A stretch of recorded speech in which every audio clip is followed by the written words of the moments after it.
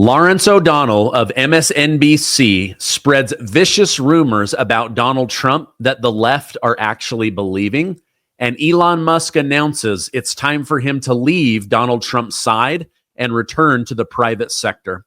Elon Musk recently announced he will significantly reduce his involvement with the Department of Government Efficiency, DOGE, scaling back to 1 or 2 days a week starting in May of this year, to refocus his companies, particularly Tesla, a publicly traded company.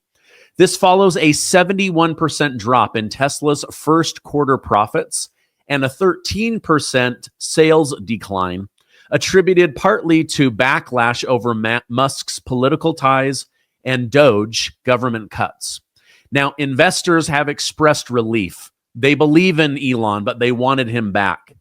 Guess what? Tesla stock surged 15% in after-hours trading, reflecting their confidence in Elon Musk so long as he's giving them the time that they need. While Musk plans to continue advising President Donald Trump, his primary focus will shift to addressing Tesla's challenges, including tariffs and competition Donald Trump just put on the board. He has to stabilize his company's performance, but I, for one, am extremely grateful for Elon Musk. This man has sacrificed so much. We're talking billions and billions of dollars in order to make America great again. I believe he deserves a medal, but now his companies deserve his time, attention, and genius. With the U.S. birth rate hitting record low, the Trump administration is exploring new ways to encourage Americans to have more children. According to the New York Times, the number of births dropped to 3.59 million in 2023, down from 3.67 million. Now, ideas currently on the table include a $5,000 baby bonus for new mothers, setting aside 30% of Fulbright education scholarship for married people or parents, and funding programs that teach women how to track their menstrual cycle to boost fertility.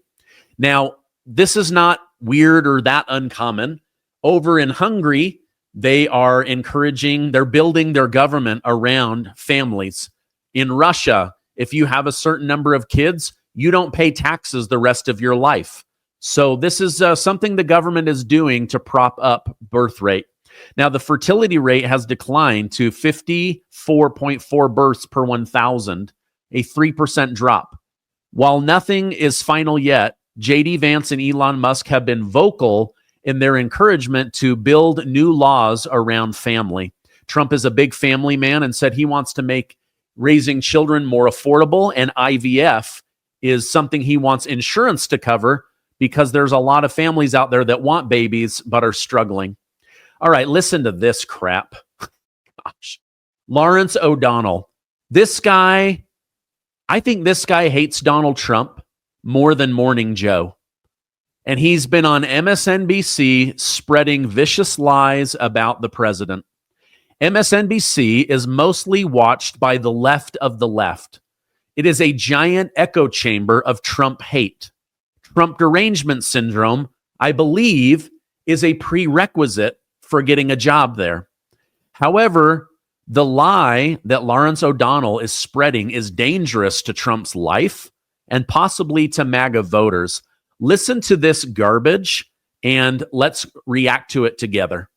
It is only now clear to me that this case does not just increase the risk of being seized and deported just for people who are in this country without documentation, or for people who are in this country on student visas or visas of any kind, including a green card.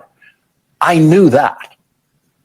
I did not know that the argument made by Donald Trump in this case is a threat to every single person in the United States, every citizen, every non-citizen, every single one of us. What Donald Trump's former criminal defense lawyer is saying to the Supreme Court, in effect, is that Donald Trump can now have any person seized at any time, anywhere, in their homes, anywhere, throw them onto an airplane, send them to El Salvador, put them in the prison that Donald Trump is renting down there, and leave them there forever. That is the actual Trump argument to the Supreme Court. All right. So, wow. The Trump derangement syndrome is raging at MSNBC. None of this is true. This all still comes down to, was this Abrigo Garcia guy legally allowed to be here, even though he was told to self-deport? He is an MS-13 gang member. He is an El Salvador resident. He deserved to be removed according to the law, not according to my opinion. But to say that Trump is just going to grab random people off the street, that this makes every citizen and non-citizen's life in danger of ending up in a rented prison in El Salvador, this is lies. These are the kind of lies that people that listen to MSNBC believe. They're now going around, oh my gosh, they might pull us out during a lunch meeting. They might pull me out while I'm waiting in line for food stamps. They might pull me out at the grocery store or a baseball game. It's all lies. This guy, the media can have their opinion, but to just push absolute lies is really, really damaging.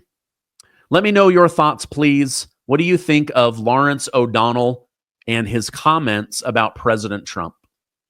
As U.S.-China tensions ease, President Trump is hopeful of a major trade deal with the soon strengthened U.S. economy, and anticipates that the trade war will be resolved within 3 or 4 weeks. Wow, that's even faster than we thought. Speaking at the White House press conference, President Trump stated, 145% is very high. It won't be that high. It's not going to be that high.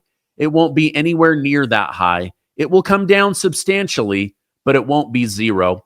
We're going to be very nice. We're going to be very, very nice, and we'll see what happens. But ultimately, they have to make a deal because otherwise they're not going to be able to deal in the United States. Now, Treasury Secretary Scott Bessent supported this optimism, saying the current tariff situation is unsustainable, which helped fuel a stock market rally.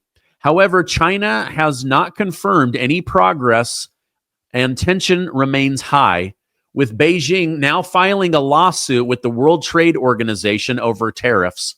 Meanwhile, the United States is also negotiating trade deals with over 70 countries, including a 90-day pause on the reciprocal tariffs for most nations, except for China.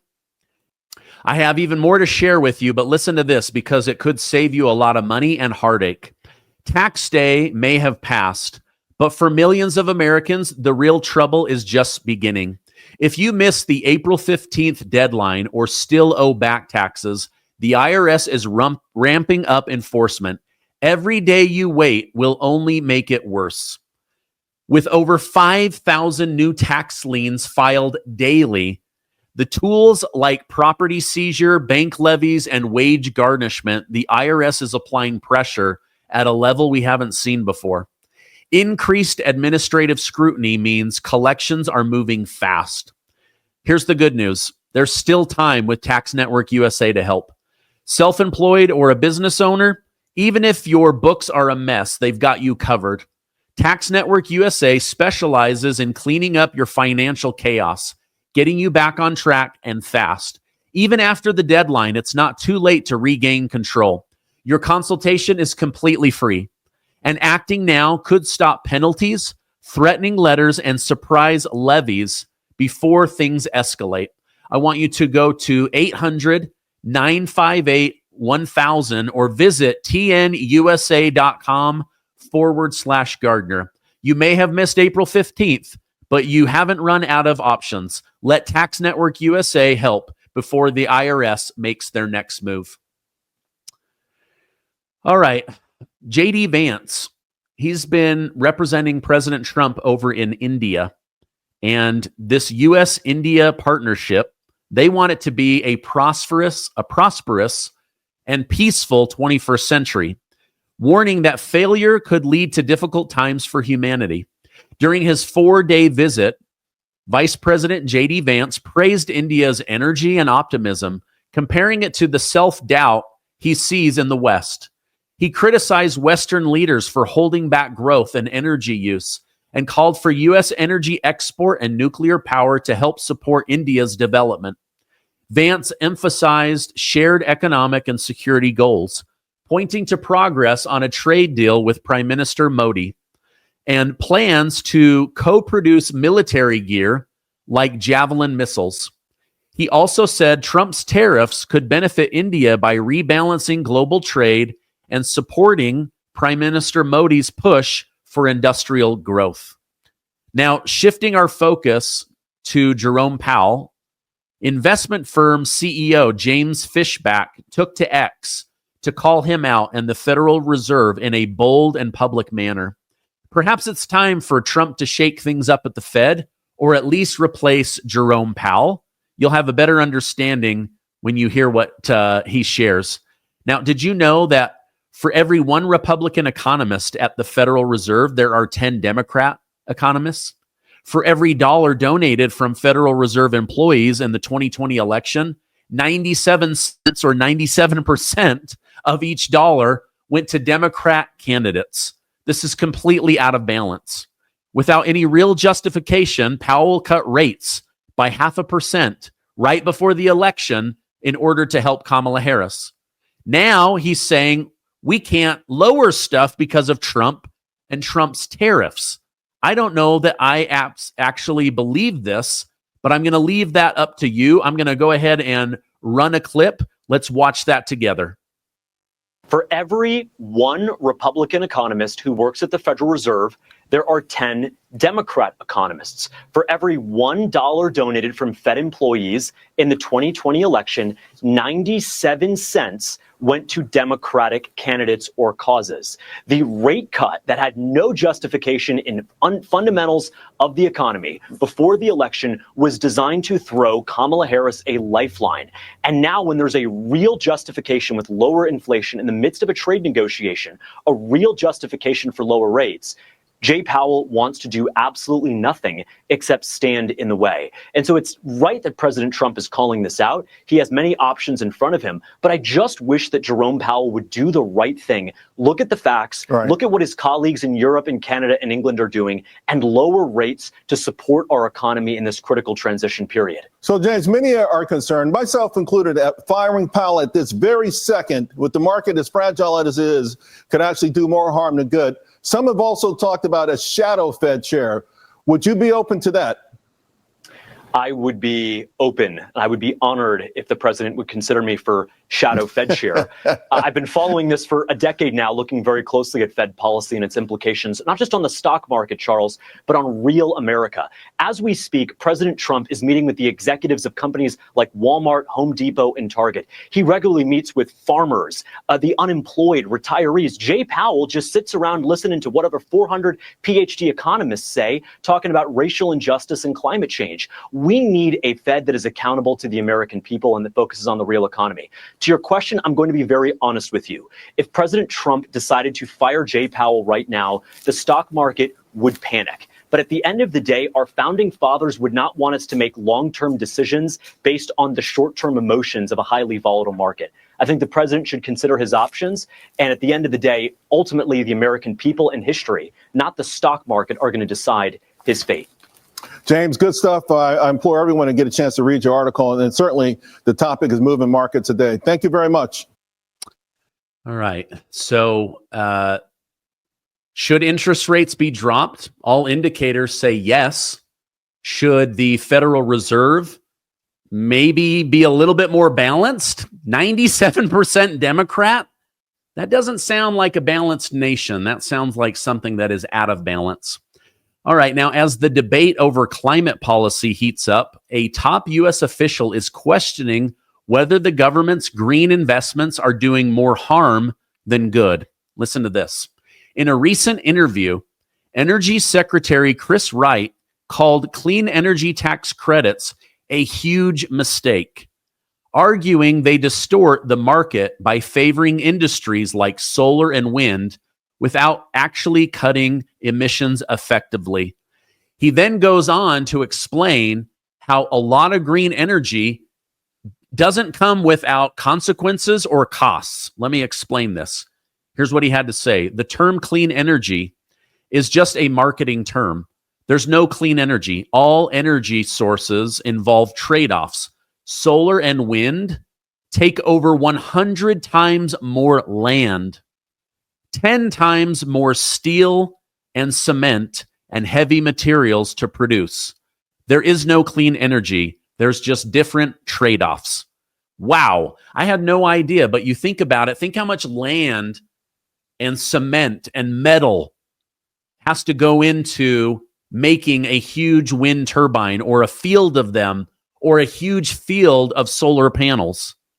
Now, Wright additionally criticized Biden's Inflation Reduction Act tax credit, saying they could cost $1.2 trillion over the next 10 years, and they don't even benefit America. They benefit China. Maybe that's what Biden wanted, right? After all, he brought in tens of millions of dollars from China through Hunter Biden. Now, Wright supports letting the market lead and investing in fossil fuel innovation, pointing to America's large oil and gas reserves as key to energy security. While he acknowledged climate change is real, he argued current policies waste resources and don't tackle emissions from developing countries. A crazy fact that most people don't know is the United States only makes up 6% of the planet's land. That being said, reports indicate we are responsible for 14% of the global CO2 emissions. Guess what? That's less than half of China. So isn't it crazy that Biden and the federal government were giving tax credits for things that benefit China, while at the same time putting rules and regulations and restrictions on the American energy industry while benefiting China? They get to pollute. They don't have to innovate. But America, we were being squashed into the ground and our energy prices were going up. But that's all changing with President Trump. He's all about electric cars, but as a choice. He's all about solar and wind if private wants to put money into that. But as far as the Trump administration goes, they are backing oil and gas, and they want to make it ubiquitous. They want to drill, baby, drill, get those prices down, and to make America safe because energy, everything runs on energy. So it's actually a national security risk if we don't have it. But we don't have endless amounts of land, and we don't want to waste the metal and all the energy that goes into these wind turbines. I drove past one the other day. I pointed up at the window. I said, look at that. Not even turning. Literally doing nothing. Making no energy. America has to have energy. Anyway, I wanted to share that information with you guys. All right, give this video a like if you could. I love being your source of truth. So thank you guys so much for that. I love you. Stay amazing. And I will see you on the next video.